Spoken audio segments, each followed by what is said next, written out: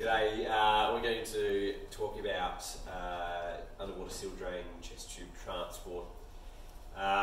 Chest tubes or underwater seal drains are used as a definitive treatment for tension pneumothorax as well as other pneumothoraces like hemothorax or hemopneumothorax. They are routinely inserted in an in-hospital environment and are typically done in the pre-hospital environment. So therefore this is going to be discussing how to transport a patient safely who has an underwater seal drain in situ. The main thing to be focused about is probably patient reassessment once the chest tube is in, and that involves continually monitoring vital signs, routinely auscultating the chest to hear for air entry and for any changes in particular in the chest sounds. If subcut emphysema is already present, palpating for that to see if it's any better or worse. It's also important to note that patients that are mechanically positively ventilated or have an increased risk of tension pneumothorax even with the chest drain in situ. So the underwater seal drain that we're looking at is the atrium one. It has 3 chambers which are measured to provide an indication of how much blood volume or other volume is removed from the pleural space, and this should be documented if it changes at all within your care. The chest drain also has essentially is connected to the patient through the intercostal space through a tube. That tubing needs to be visualised and ensured that it's safely secured to the patient, as well as also secured to the drain itself. The drain also has at the top a suction port which is used to provide negative pressure that is usually around -20 centimetres of water. Once that pressure is obtained, there is an indicator on the drain itself. It may be necessary to reapply suction if that indicator disappears.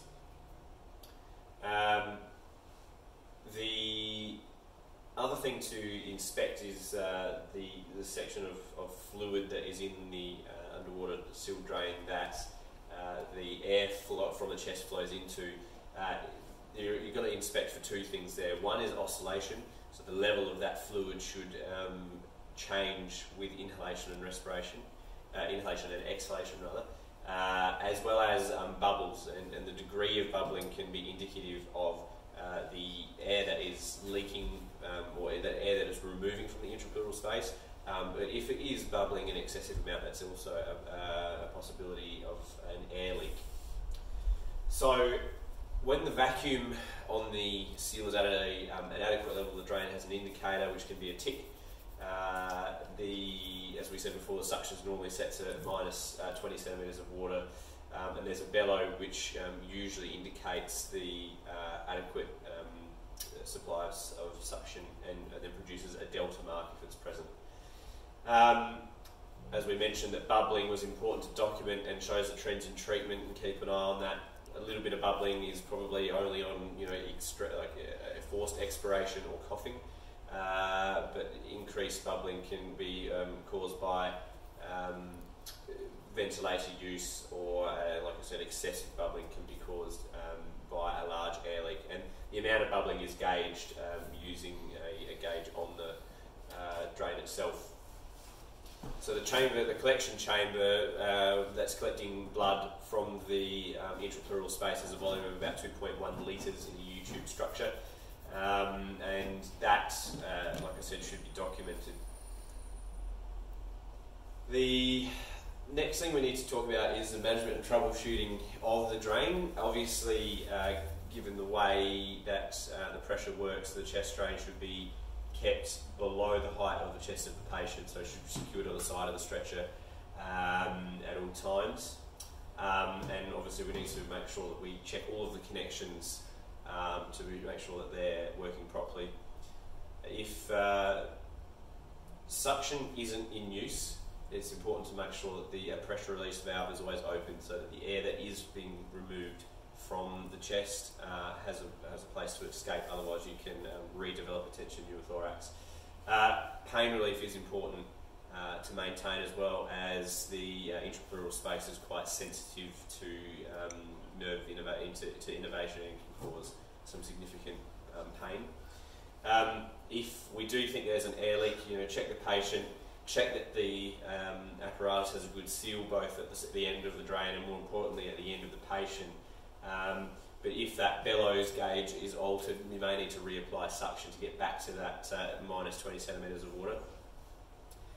The two things that are probably more important and potentially likely to occur in our situation of transport are accidental disconnection, where the drain is accidentally disconnected from the patient. At that point, you just need to clamp the drain at the patient end to ensure that no air gets sucked into the chest with inhalation, and to reattach the drain as soon as you can. The second thing that's potential is the accidental removal of the tube from the chest of the patient. That is quite dangerous and needs to be immediately addressed with a wound dressing, probably a defibrillator pad, to prevent air from being sucked in. So whilst the underwater seal drain is definitive treatment for tension pneumothorax, there are some disadvantages. So there's always a risk of the tube blocking or kinking, which can cause a tension pneumothorax again. The tube can be placed incorrectly, and obviously it has quite an easy vessel for infection to be introduced into the body. Retrograde flow of the fluid may occur as well if the chamber is raised above the height of the patient. So any blood or product that is in the drain can actually go back into the patient. And as discussed, there's also the risk of air leaks. And that's the end of our underwater seal drain presentation.